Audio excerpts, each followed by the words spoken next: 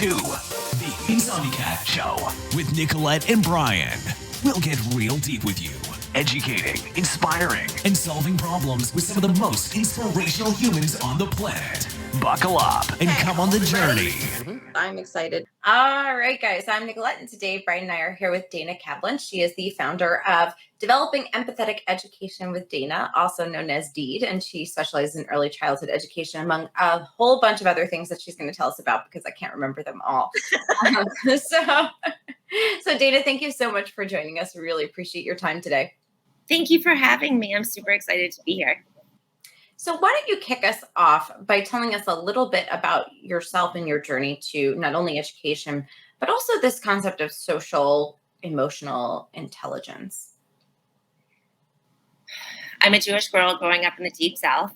It was very easy for the world to look at me as a white privileged person and not fully understanding or knowing what was available for all of us. And through my learning and through the stereotyping and through the microaggressions and throughout the trajectory, I realized not only was I challenged in my learning, but I was also challenged in the social arena. And in order for me to make a safer space for children, I had to really get in touch with what was missing from education and what can we do to enhance and grow it. So after being in the classroom for over 15 years, I created multiple programs, both for special ed, gen ed, gifted education. And the one layer that was consistently missing as children left my classroom was the impact and the consistency behind social emotional learning, which is the foundation of self-awareness. And from there, once I decided to take a step out of the classroom, I did a lot of soul searching around how can I make a difference? What tools are needed? Who needs to be included in this? Which is everyone. And how are we going to make that happen?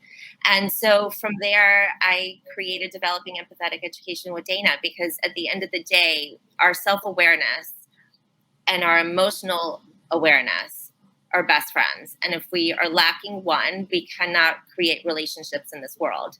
And as we continue to flow and as we continue to build the life that we crave and the life that we want, we have to make sure that we're staying aware of who we are as a human.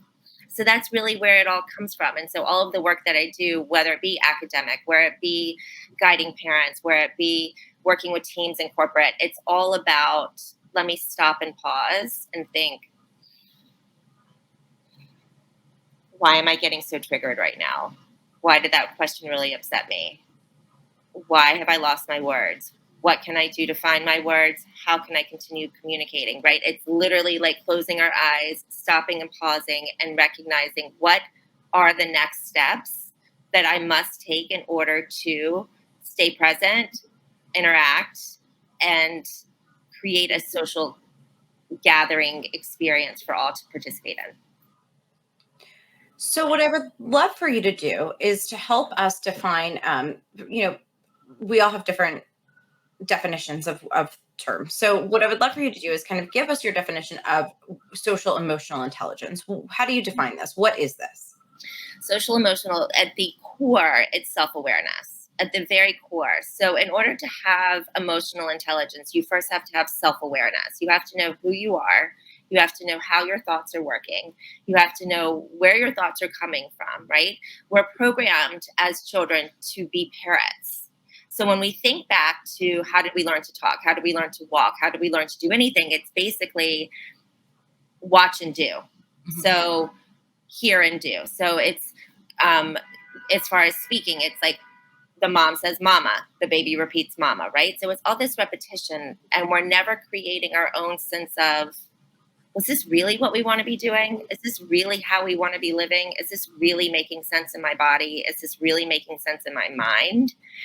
And so to have that space to step back at an early age and say, okay, thank you for teaching me. I really love that you are teaching me different ways and new ways. I'm going to go play now, and I'm going to go see if there's other ways that make sense to me, because I must know how I learn. I must know how I communicate. I must know that being around people can exhaust me at times. I must know that being around people energizes me, right? Like we have to know who we are as a human. So it starts, social emotional awareness and social emotional intelligence can only happen when we're first fully aware of who we are as a human individually. And then we can go into social spaces and gather and participate and communicate and ask hard questions, right? Without the judgment, without the criticism. But it really starts with, who am I as a person and an individual, and how can I then join a group? And that's where the emotional side comes into it, right? That's when the emotional connections come in. That's when the relationships come in. And the reason it's not talked about so significantly, or why we talk about it, but it's like pushing on a curriculum, or we talk about it in the workspace, and it's, oh, did you include that person? Okay, great. Right? It's so much deeper than that. It's, I have a project going on. I need to ask for help. I have a hard time asking for help. Who are my models that are showing me how to ask for help, right? And that could be for a 3-year-old, that could be for a 13-year-old, a 33-year-old, or even a 93-year-old. It doesn't matter. Like, we're all consistently learning. So when we think about social emotional learning, it's really and truly, it's at the core of, what is my role in this bigger picture, and how am I going to impact or hinder, right? And I can't control how other people think, and I can't control how other people feel, nor can I control how you respond or react to whatever I share. But I can also be very mindful of, hold on a second. I know that in certain situations, Nicolette's going to get upset if she hears a loud noise. So why don't we think of another activity we could do that would be just as fun without a lot of noise? Or Brian is like so into stimuli, but like, I don't like being around a lot of people, but I really want to hang out with him. And I want to tell him about this new project I'm working on. So maybe we can find like a happy medium. Maybe we can go to a park where there's a lot of people, but like, we're not around a lot of people, right? So what I'm hearing is kind of, and I'm going to draw on, let's say, personal experience. Yep. How many times as a, girls really had it. I'm sorry, girls kind of suck. So we were, everybody was very catty and this and that. And so as a 14-year-old girl, you think, maybe you think that person is just really a nasty girl, but obviously there might be another issue. Maybe there's something going on at home and that she can't share with you, doesn't know how, doesn't want to, or so kind of being aware that it's not really all about me in that moment. It's not to take it so personal kind of as well. And I think, and it's funny because I try to do this also with my 6-year-old, who was very upset one day when he did not win Student of the Month, right? And another girl did. And I always take him into this place like, you know what, so-and-so won Student of the Month, and you didn't, and you're sad. But think about how happy she is right now because, her mom and dad are getting divorced. She's having a really hard time. Think about how happy this thing might make her, and to find some joy in that fact that she might find this joy, since she's going through a difficult time. Is that kind of where you're going with this? I just want to be clear. I am, and I'm actually going to give you a few extra tips along the way, just because they organically come to me. So your son comes home and he's really upset that he didn't get Student of the Month. What is it about him receiving that award, right? Like, what is it? What we're doing right now in society is we're giving, we have what's called a shallow win, a hollow win, or we have rich wins. And the rich wins come within us when we are intentionally looking within, saying, you know what? I'm so excited my friend won. That's so cool. It has nothing exterior about her parents going through a divorce, nothing more than the fact that my friend in my class has been working so hard on her reading, being kind to other people, raising her hand in class and speaking up, because speaking is really scary for her. Like, she's been doing all these things to push herself outside of her comfort zone. And she was given this award of Student of the Month, right? The award does not have, the award is intentional there, and it is serving a purpose for everyone to be involved in, right? Now, if she just is receiving hands over, here's just like a paper award that says Student of the Month for no reason, and there's no explanation behind it, that's an empty win. Of course, your son's going to come home and be like, well, why didn't I get an award? Right? And that's the difference. The difference is knowing, hold on a second, I did not get that promotion because there's some things I still need to work on. And there's nothing wrong with me. It's now I have space to really get clear on where do I need to grow? Who are the people that I can ask to help me? And when am I going to start, right? Take radical personal responsibility. Taking it back to your son, it's, God, that really sucks. I really wanted to be student of the month. I've been working on my math. I've been raising my hand. I have not been shouting out. Oh my God, I have not been shouting out. I shout out all the time. I haven't been shouting out. Oh my God, this is so huge. Why didn't I get student of the month? And that's when you get to say, I'm so proud of you that I actually have something for you. I have a piece of paper right here that you get to write down one activity that you are itching to do with mommy because we are going to celebrate you not shouting out in class. Right. So there's that transitional piece. So it's not, we're so quick to give out awards, right? We're so quick to praise everyone. But if there's no purpose behind the praise, it's pointless. Right. We're just blowing out carbon dioxide for the tree. Do you think some people it's more instinctual for it, meaning like I'm when people succeed, I am happy for them. It doesn't even matter if I'm competing with them. I am truly happy that someone succeeded at whatever it is, you know? And I think some people are just, I think just some people it's more instinctual to have that emotional intelligence than others. Or is it learned in more cases? Is that emotional intelligence, or are you just like a kind person? human? Yeah, Like, I don't know. You know what I'm saying? You're just Is like it a learned, kind or person. is it like instinctual, right? Because we see this with little kids that don't have much exposure besides their parents, and sometimes their parents may be really good people, but they may not be the best kid for whatever reason, right? So is some of it instinctual, or is it more, like who you are, how you're born, right? Or is it really learned? Is I guess what I'm asking.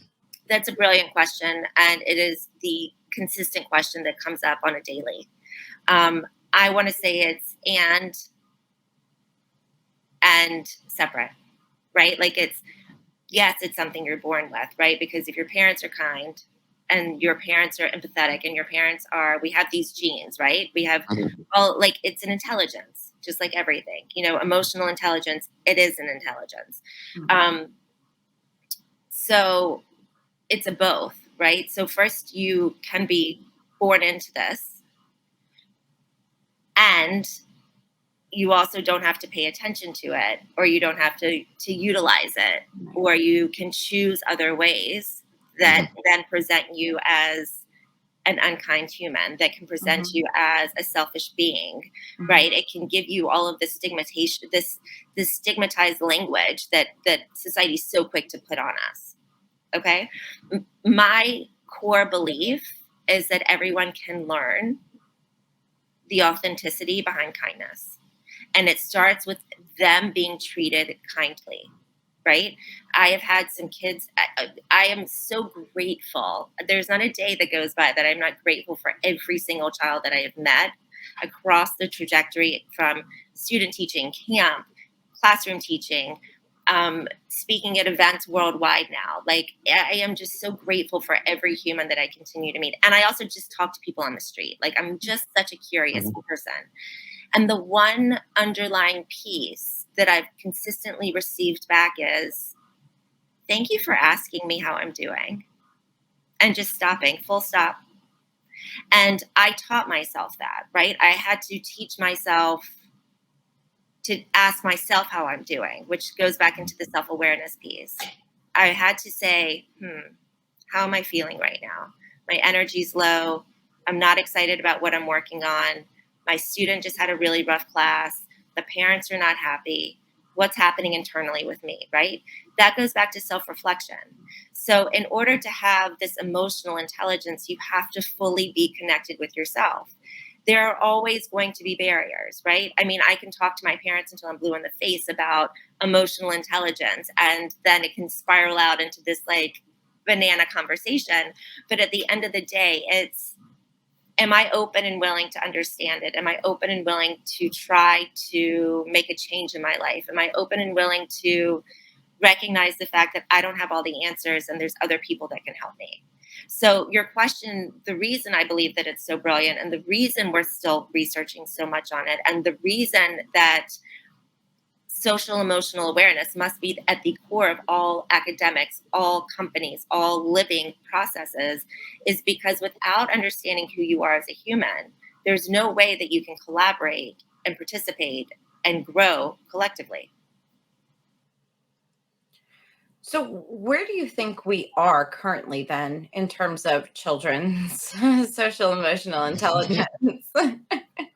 So, I've actually done a lot of research about this. And I pulled up the United States map of showing exactly which states were doing from pre-K to pre-K to 12th grade for social emotional learning. Okay. And then it also showed which states were doing pre-K to K, pre-K to fifth. Because most elementary schools, when I was in school, elementary school went to sixth grade, but now in most places it's stopping at fifth. And then middle school is sixth, seventh, eighth. And then you have, high school. And so the piece that I've been noticing the most is that it started in pre-K. You might get a little bit of in kindergarten and then it's dropped. And then, oh my God, fourth grade, there's bullying. Well, of course there's bullying. No one knows how to communicate. No one's stopping to pause and say,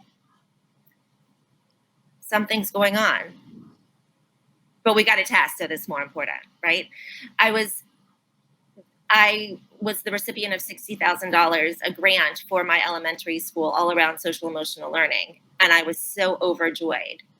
And I looked at every single person in the school and I was like, where do you want to spend this money? How can we spend this money? What do you want to do to elevate our space? Do we need to be doing community work together? Do we need to be doing team building work together? Do we need to get new curriculums? Who wants to come in and invest in this, right? We're throwing out money everywhere we go to say, yes, we're doing SEL, which is short for social emotional learning. But the reality is we're not. No one's taking the time to really stop and pause in the morning and saying, how are you? How are you feeling? Mm-hmm. And that one simple question is so grandiose and it lays the foundation for how the entire day is going to go. So just as a science experiment for you and Brian, for the next 7 days, the first thing you guys do before you start doing any work, you literally look each other in the eyes and say, good morning, how are you? Actually, we do that every day via phone. We do that every day. we do. Yeah. I mean, we're looking at each other sometimes, but it's a phone call. Yeah. Well, but the difference, yes, the phone call and also looking at each other, the impact of looking. And the reason for it is because when you have that shield up, right? That shield is I'm on the phone with someone. Right. Like I was on the phone with my therapist today and I was like, I have a complete disconnection from what I'm doing right now. I'm sobbing my eyes out. He has no idea. He's not seeing me, right? Like he's asking me all these questions, but like, I don't like how this feels. I don't want to, I need interaction, right? We're human beings. We need social interaction. So when we think about asking these simple questions to children and they're like, I'm fine. Oh, you're fine. Tell me how fine you are. What was fine this morning? What did you do this morning? Right? So when we bring it back home to children, but when we take it into adults, it's, let me think about that for a second. Let me stop and pause and breathe. Let me stop and really think about, have I even considered how I'm doing over the past week? So Go ahead. sorry. So do you think just the digital aspect of life, right, has made us less socially intelligent, meaning like we're not always in front of each other now? Or has it made it more because we have things like, FaceTime and stuff like that we could use? We use excuses are our favorite in the world. And I'm a problem solver, so I don't deal with excuses. And I firmly believe, as much as I hate technology, there's no way I would have met you guys if it wasn't for technology. Right. And full stop, right? Mm-hmm. So we're able to have this critical conversation right now about what's happening or not happening in our world. Mm-hmm. There's your answer. We could have done this on a phone call. I don't Right. want to do it on a phone call. If you had said this will be a phone call, I'd be like, I'm sorry. Yeah, no, we don't like doing that either. I'm like, that doesn't work for me. My intention is to connect with people, make sure we're building these connections and showing others how to create those connections. And that's the missing link. When we choose not to make those connections, when we choose to take the easy way out, and the easy way out is I'll just pick up a phone and say, hi, how are you? 2-minute conversation, or send a quick text. Those are the disconnections. I'm FaceTiming you every morning, Nicoletta. You're FaceTiming me, I think is where we're going. It is. It just like, it does take a difference. And like, honestly, like Brian, when Nicolette, when you drop your son off at school, right? And then you come in and you're like, and Brian sees you, and he is going to be, even if he doesn't ask you that question, he's going to see your nonverbal language. Well, what's funny, so we work from home, right? So we don't work in an office anymore together. But what's funny is that the way, you answer a phone also has played a large role, and you kind of just know where the other person, and that takes time, right? Right. There's some days I'm just not talking to Brian today. He's out of his mind. I could tell when he answers the phone, and some days Brian's like, ah, crap, I better hide. Yeah, and it's interesting too, because with certain relationships, like Nicolette, I'll be like, I'm cranky. You know what I mean? Like I'll just come out and say it. Like I'll just be like, having a bad day, cranky, and she does the same thing, because I think it's just good to know, like, I'm not going to be 100% focused or whatever. I got Or stuff it's going not on. you, it's me. Right. Like, It's even not if I you, sound it's like me. an ass, Right. it's not you. It is. You know? But what you're doing, though, you guys, is you're creating a safe space for both of you to come in and be like, because that's what you've done. That's the whole purpose of social emotional intelligence, is to create a safe space where I can come in and say, I'm not having a good day today, you guys. I really have no idea what this is. Like, I can use an example. My sister-in-law sent me a text, and I so appreciated. I mean, it was just like text after text after text, all this information she wanted me to read. And I called her, FaceTimed her immediately, and I was like, I love you. And then I started crying. I was like, I don't have the emotional capacity right now to read this. I know you're coming from a good space, but I don't have that energy right now. I just want you to know how much I appreciate you, right? That conversation could never have happened if I didn't feel safe with her. And so what you guys are doing is creating a safe space for one another. And that safe space is not happening enough in school. That's why children are not wanting to have these conversations. When you think back to I don't know how in touch you guys were with how education was happening with the Zoom calls and the screens on or screens off. Yeah. We both have young kids, so right? yeah. So you experienced it, and there were times when, like, some of my students, as part of their homework, it was, I want you to turn your screen on tomorrow for 20 minutes, pick a class, let me know how it goes. It's that uncomfortableness of like, I can see myself right now, right? There's so many vulnerable aspects of where we are in this world, and not knowing the inconsistency is so the inconsistency is so consistent, right? To say that again, our inconsistency is so consistent, and we all want is consistency in the world. We want to know what is going to happen. Where are we stepping next? What are we doing next? We don't have those answers. What we do have, though, is making sure that we create a safe space for every human to come in and say, listen, I'm showing up today, and showing up is really hard. Showing up is really hard for me right now, but I'm showing up.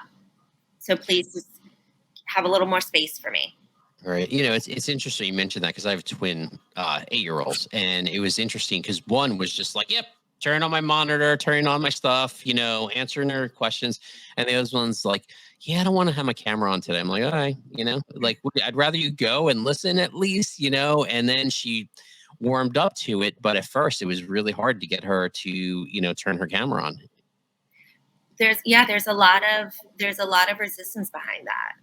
I mean, I was working with a little girl today, and her computer's broken. So like, I'm literally looking at her ceiling, and I'm like, I need you to like get something to prop your screen up, because I can't see your face, and I need to know if you're frustrated or if you're getting what I'm talking about. Right. So like, there are moments when we really have to stop. And it's not just with children, it's with adults too. Like if you think about meetings that you guys have been in, how many times have you wanted to turn off your screen, mute yourself, and just scream?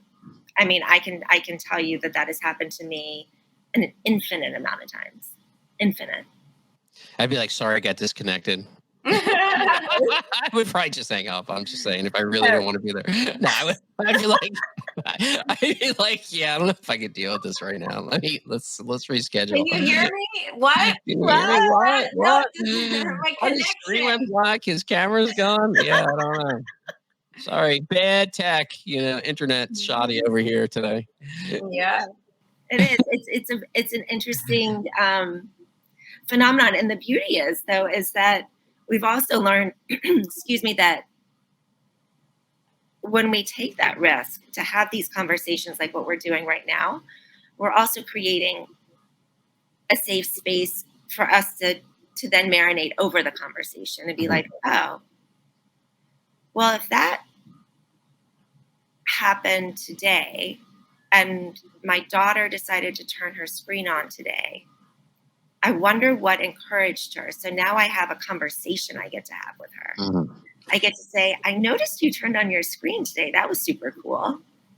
So do you think that this could go south though? Because here's the reason I ask is because I'm an overthinker, right? I can overthink anything, right? So I analyze everything that everybody does and why they do it and how they do it. And so especially with this little human I created, I watch everything he does. And okay, I mean, most of the time he's just really like, he's my, I don't know, he's my greatest challenge. I will say that. That's the nice way of putting it. But, and so I watched, okay, he was good today.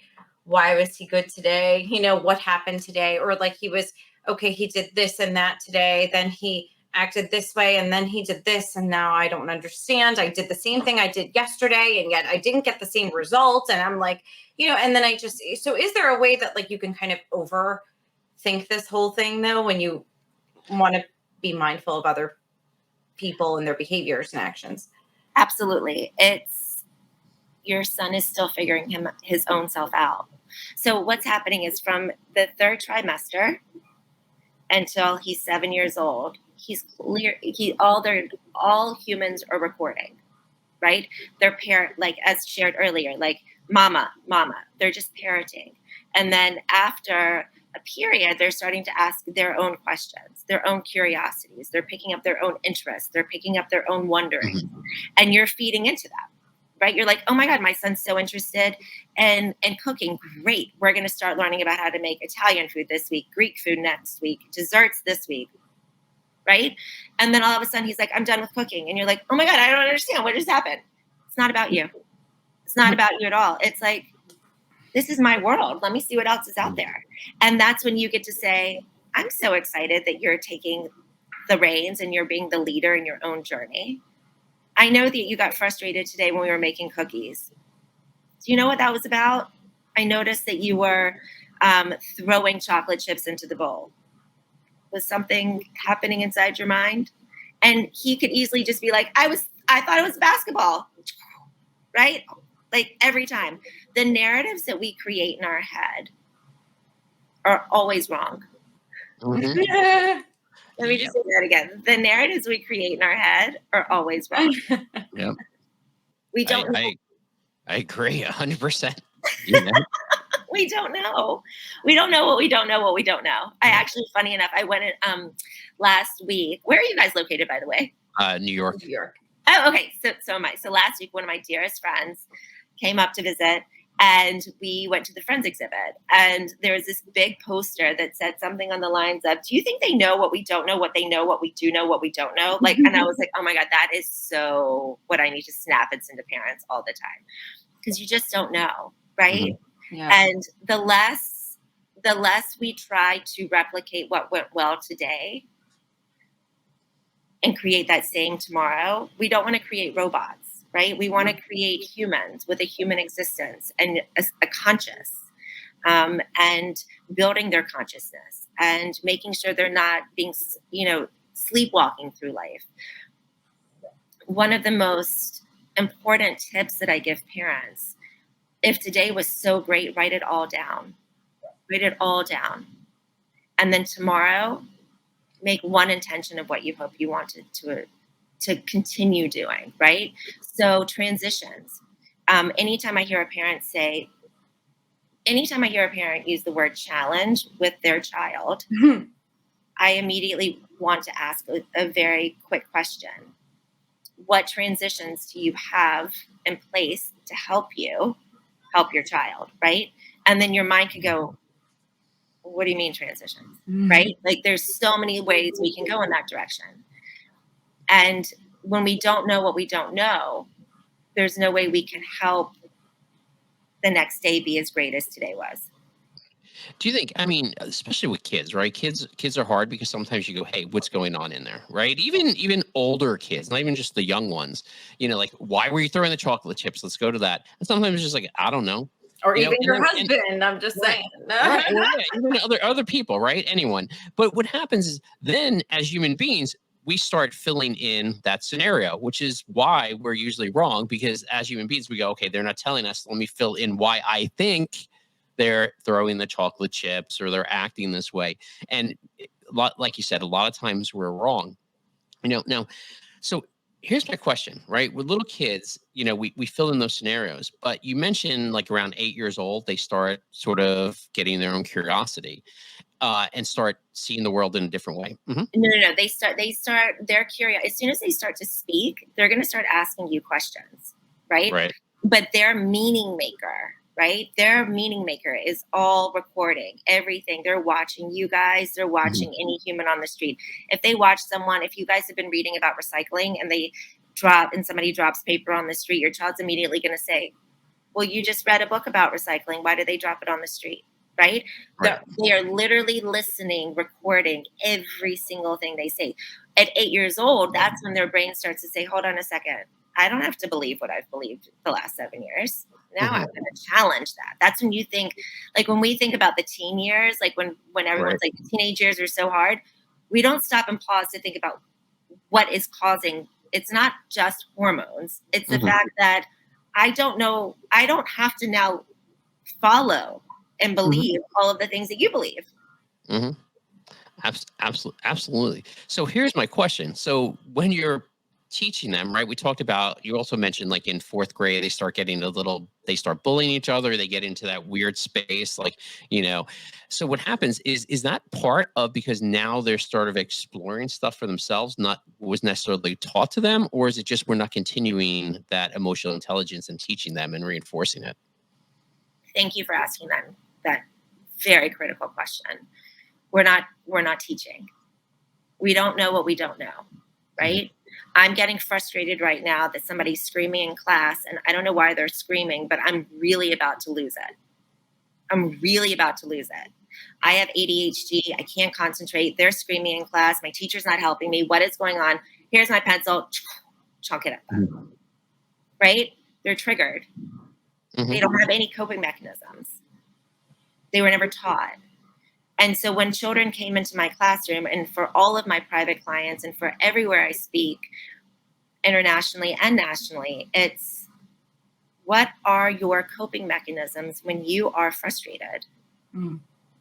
Because the reality is, if you don't know what your coping mechanisms are at any stage of the game in your life, you're screwed. I can immediately tell you that I love throwing things. Oh my gosh, me too. It's the most, what do you throw? We could talk about this forever. What do you throw? I've thrown dishes. But not with I will say I've gotten a little tamer since I've had a child. I've thrown dishes, picture frames. I can throw anything at you, pens, pencils, whatever I could find. But most recently I throw softer things, pillows, maybe a slipper. So actually, and that's at my husband, not at my child. So, thank you for clarifying. Yeah. Right. What I would suggest, honestly, is, so there's a couple of things that I love to get. The swimming pool noodles, the really long swimming pool noodles. I have so many of them, and I slam them. I mean, it's like literally like baseball back and forth. It's like whacking. the energy, the sound. Wait, into the other person or into like the wall? Yeah. On the wall. I'm just You're not saying. hitting. Oh man, No. All right, I know, 'cause- sorry. Yeah, I yeah. gotta you take that needed away. to clarify that for me. yeah, Thank that was, you. that was Let yes. me Because I me- know what Nicolette was thinking. rewind and let me clarify. You are never physically hurting anyone else. There, Nicolette, do not throw There's stuff no- at your husband. Do not throw Fair, stuff fair at your enough. Contact. There's zero physical contact here. What you are doing though, so I love to throw like the medicine balls that are Mhm. weighted medicine balls, and when I chuck them, and I throw them, like I can go on for 5 minutes and my arms can feel like I can't lift another thing, but I have so much pent up energy that I figure out my body's just like, it won't stop. Right. And it's the same thing for like doing a punching bag. It's the same reason people exercise. It's the same reason kids have temper tantrums. Mm-hmm. They're screaming. Well, okay, that brings up a good point because I'm a true believer that to be like mentally sound, you have to have physical activity, right? Like the most sound people are people that do both, like just mentally sound, right? The most well-rounded, no, I shouldn't say well-rounded, but well-adjusted are people that have physical activity as well as mental activity. Like I feel like if you don't, you wind up with all this pent-up energy that you use in bad ways sometimes. Oh my God. Well, that's it in a nutshell. Like when we think about going to the fundamental piece is self-awareness, right? So when you're unaware of who you are and you're unaware of how words and actions and triggers are affecting me internally, I don't then know how I'm going to react. So then I react and it's unsafe, right? So when we make those unsafe choices, that's when that pent up energy causes major problems. And that pent up energy could be nasty verbiage. It could be, physically hurting someone. It could be shaming someone. And the act of shaming is so detrimental at all ages. It doesn't just affect you when you're a child, right? Science shows neurologically that when you are shamed, you are more apt to having depression, eating disorders, addictions, suicidal thoughts. Like the impact of shame on anyone is so intense. And so we want to make sure that if you are aware of the fact that you don't know how to communicate, then you have to have a space to non-verbally communicate. And for me, non-verbal communication is when I'm just throwing the ball at the wall or getting, the noodle from the pool and just like hitting against a tree. Like I have to get out that energy because I don't want to say something to someone that I will regret, right? I don't want to hurt someone's feelings. I don't want to be that person that lashes out because you can only say I'm sorry for so many times with the same actions continuous.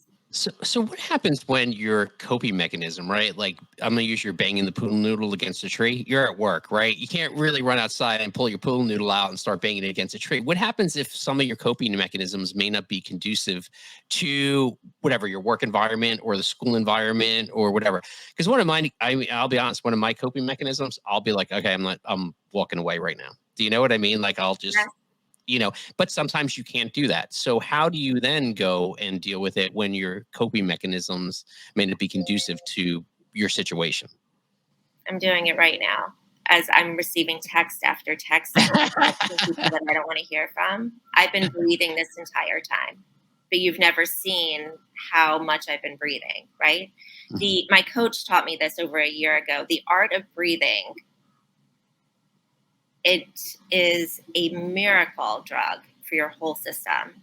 Because when you take a really slow, deep breath in through your nose and you take it all the way down to your belly, you're calming your sympathetic nervous system. And that's when you want to get up and leave, right? That's your fight and flight. That's your, Right. I'm not dealing with this anymore. This is, I'm ready to pounce.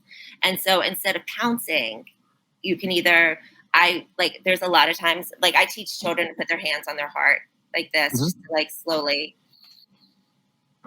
and to close their eyes.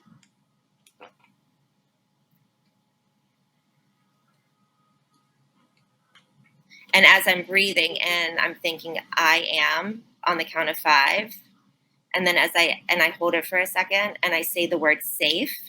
And then I exhale through my nose on the count of 5, saying safe again. Mhm. So it's literally, as I'm breathing in, I am safe. And I do it 3 or 4 or 5 times because I'm bringing that calm back to my system, because no one can. No one can Mhm. calm me down but myself. And I teach children this. So I'm going to be very transparent. Children as young as 3 years old can learn how to do this. Children as young as 3 years old can learn how to do this. So when we can teach children at 3 to do this, that means that we know for sure that when adults say I can't, it's more of I choose not to. Oh, Absolutely. yes, I agree. But how do you, but here's the problem in my mind, I see a problem, because if we're teaching the child, and let's say it's a child as young as, I'm just going to use my son's age, 6, and he is learning this maybe with you, and then he comes home and mom's throwing dishes, right? I mean, aren't I teaching him something very different than what he's learning, and how does that conflict? You are. So then that's the beauty of my role. It's the beauty of when we're having this conversation. So I already know that you've been throwing things. Nicolette, thank you so much. I'm just going to role play with you for a second. I'm so grateful you shared with me that you like to throw things. When you're throwing things, is it that you need to hear the crash and burn? What is it about the actual tossing of the object for you? You could share. Actually, I don't even think about it. I'm not even thinking of anything. So then that's when now you get to say, okay, my son is learning to breathe because his entire prefrontal cortex, his entire executive. I teach children. So I used to create medical school in my classroom because I'm obsessed with the brain. And I would be like, you guys hold on to your executive functioning button. Make sure it's turned on.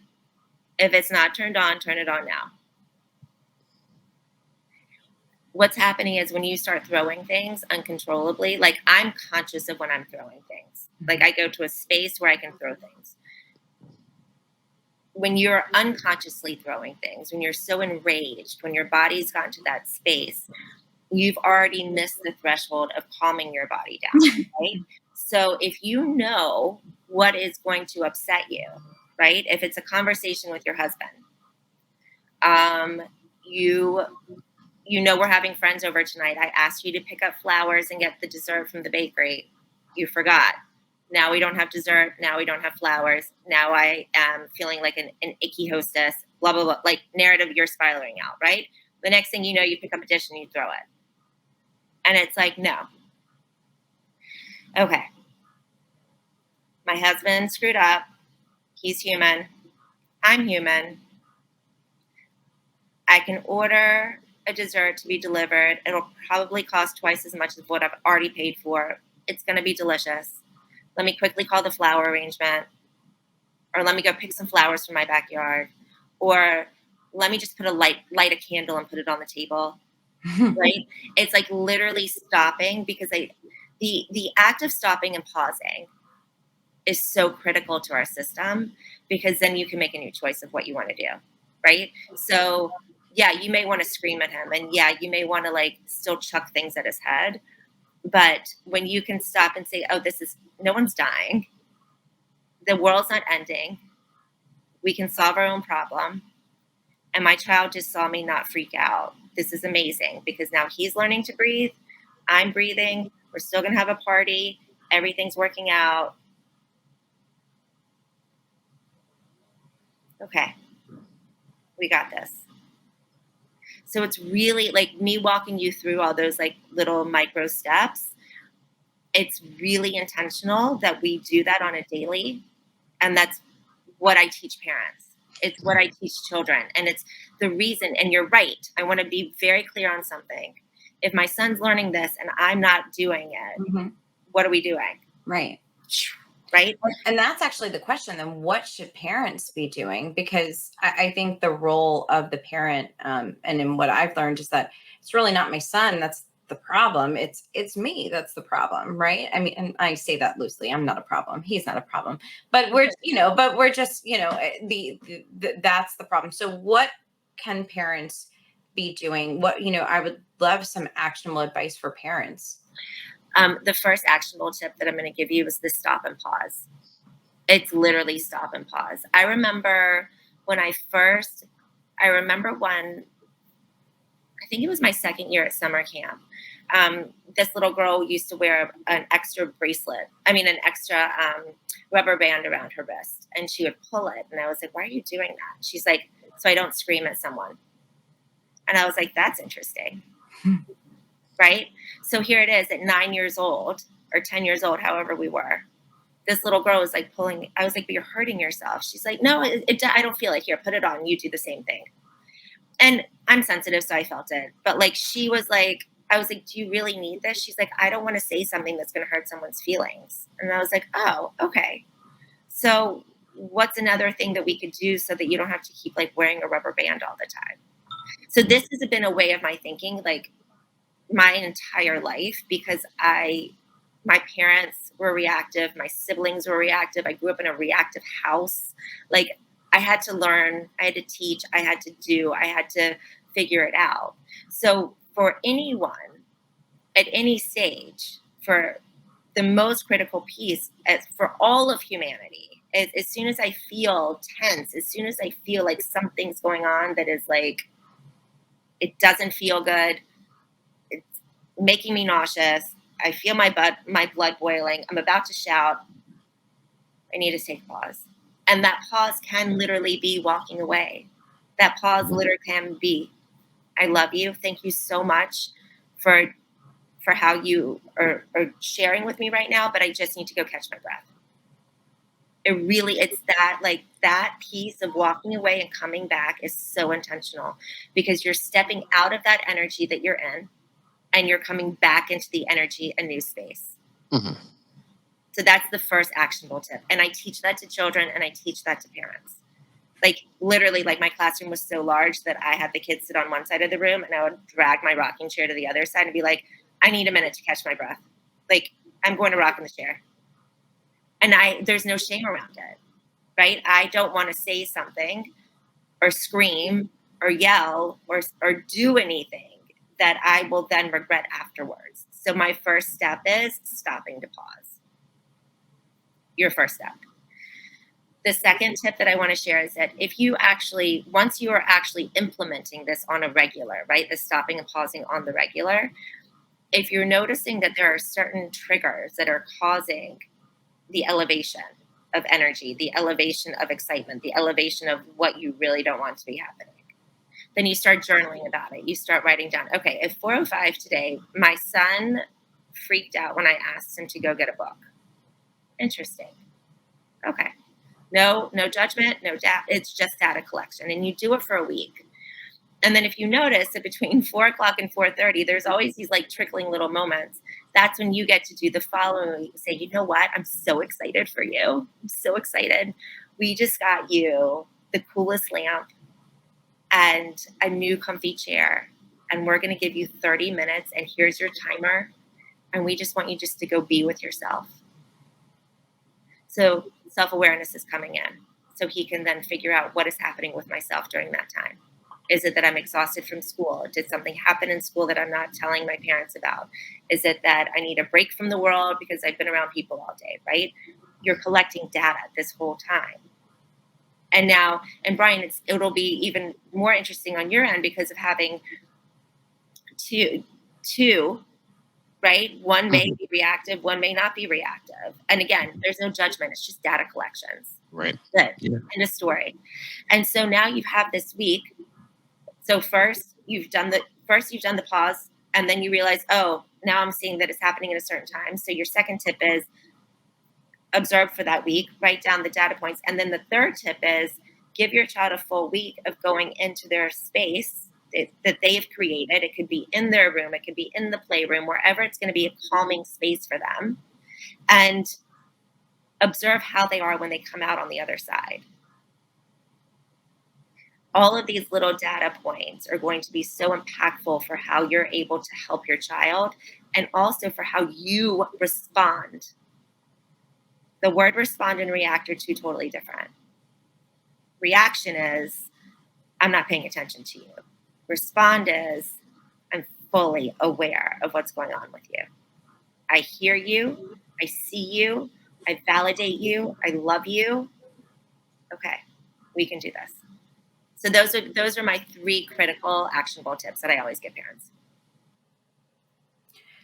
Well, Dana, this has been, I think that this is a really important topic, and I think that we should let everybody know where they can learn more about this topic. And I know you have some resources on your site, and I know that you also work with parents and children. So please let everybody know where they can learn more.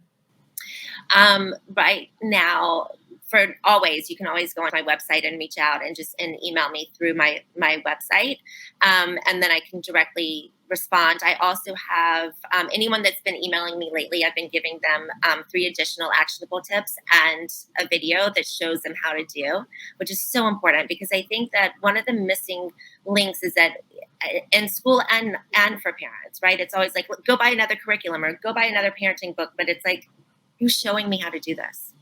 Mhm. So I don't want to give you another curriculum because I'm not going to. And I don't want you to buy another curriculum because I don't want you wasting your money. I want you to live and breathe actionable ways to support yourself and your family.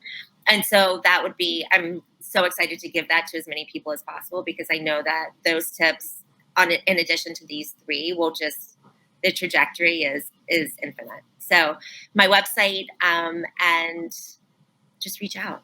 I'm wandering the world these days.